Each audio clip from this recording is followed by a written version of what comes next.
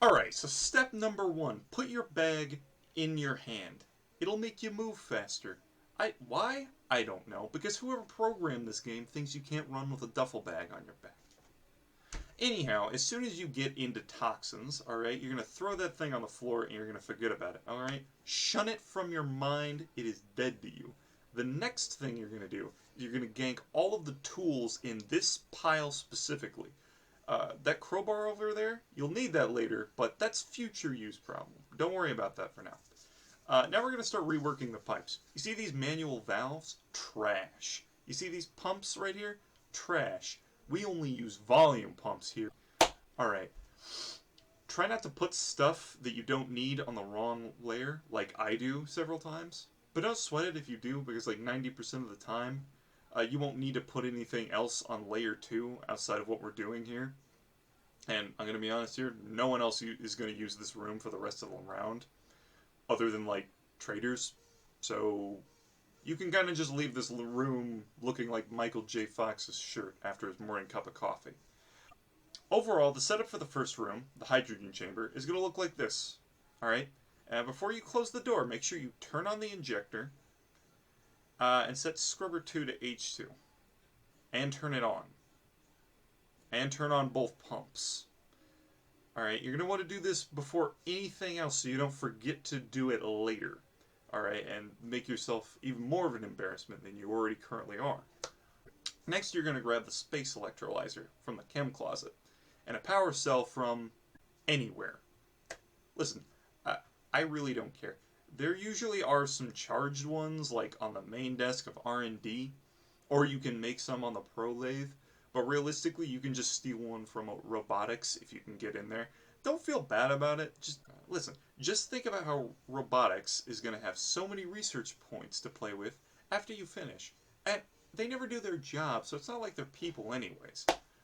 Anyhow, you're going to slam that cell in the electrolyzer, slam that electrolyzer in this first room, slam the scrubber on, slam that first water vapor can on the intake connector, and slam your next door neighbor's dog in the next week for being too loud.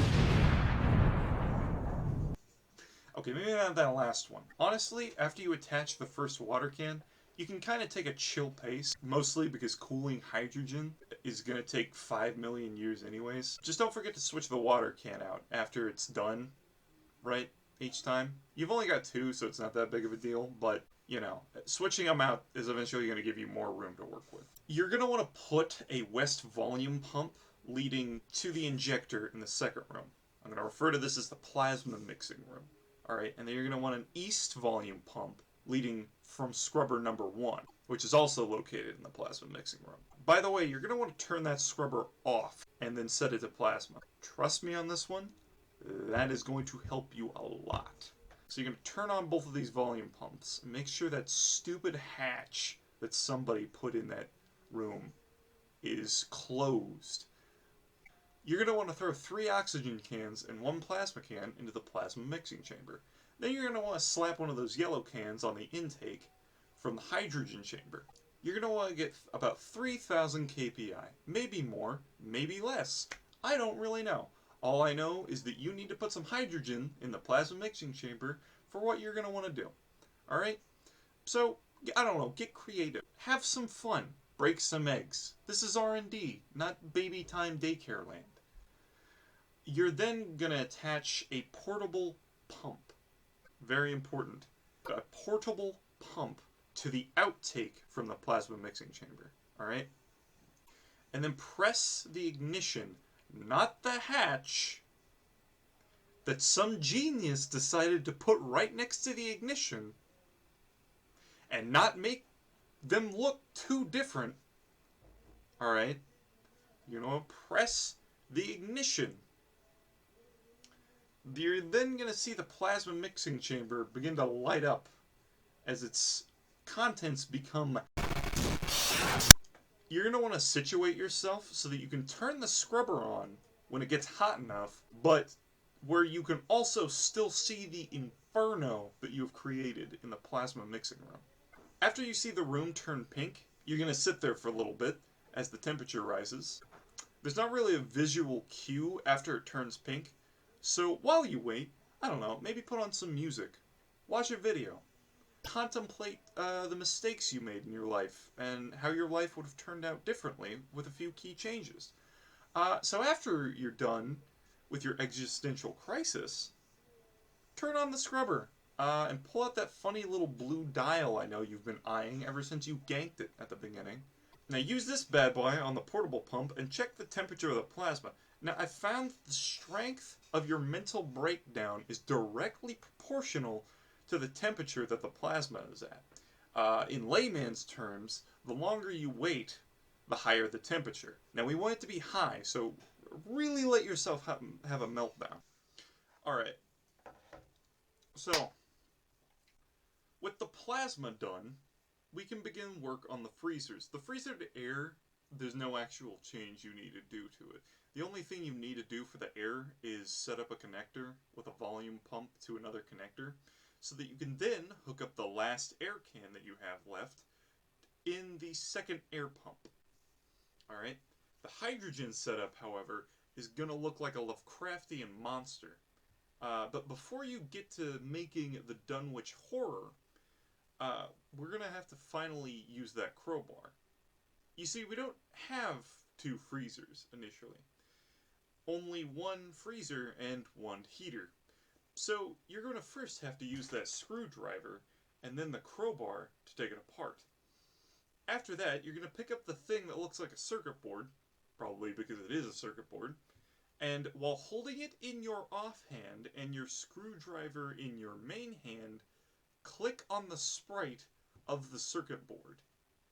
Yes, all of those things are necessary to change this machine, and no, you cannot find this information easily available online. It took me about an hour to find the right part of the wiki that explained this to me.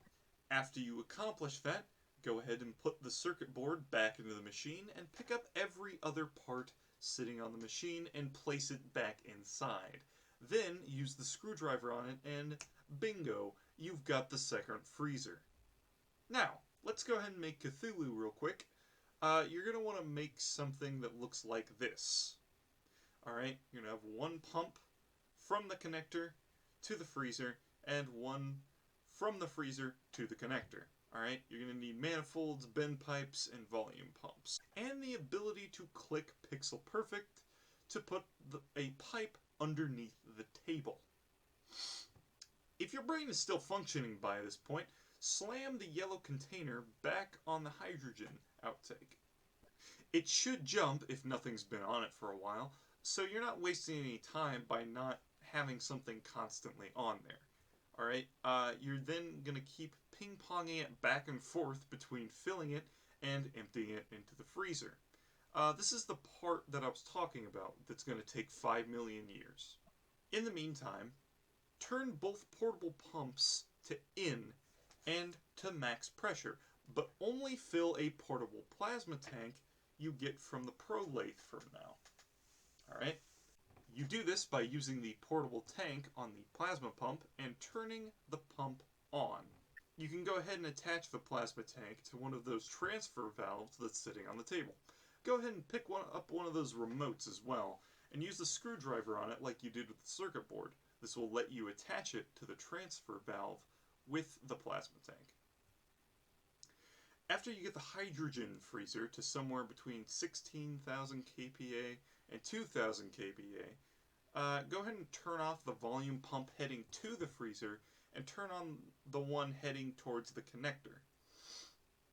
If the readout on the yellow can says something over 600 kPa, congratulations, you're great.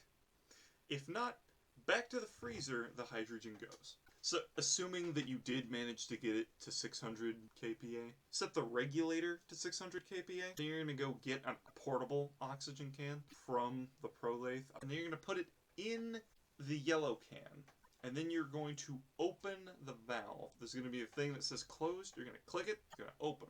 Alright, you're going to wait, and it'll say filled up to 600. Then you top it off by putting the oxygen can in the oxygen pump. Then you're going to slap this portable tank on the transfer valve, alright? And your bomb is going to be ready to go. Just go grab another signaler and head to the joined room that's looking out into space. You'll then set this in the tunnel that looks like it leads into space, and you're going to press the button that says mass driver. You're going to go see your bomb go flying off. After a few seconds, use the second remote signaling device and press send signal. Congrats, you're done. You can do whatever you like, assuming you didn't get murdered on the way to making this bomb. Or, immediately afterwards.